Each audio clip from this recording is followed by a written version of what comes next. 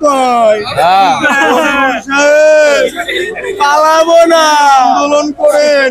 কত ঈদ গেল এলো, কোনো আন্দোলন তো করতে পারলেন না। ছাত্ররা দেখিয়ে দিয়েছে। আমাদেরকে পালাতে বলেন, কোথায় পালাবো? কোথায় পালাবো? এখন তো ভারতে পালিয়ে আছি, আর কত দূরে যেতে হবে বলেন ফখরুল সাহেব? আমাদেরকে একটু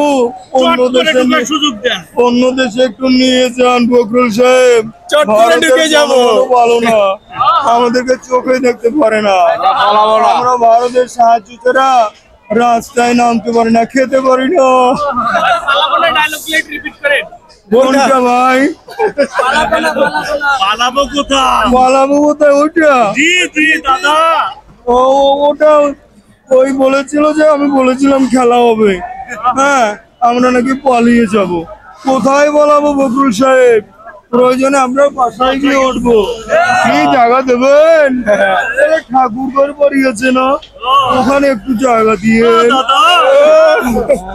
দাদা ভাইরা খুবই কষ্টে আছি, আমার আব্বার বাড়িটা ভেঙে দিল।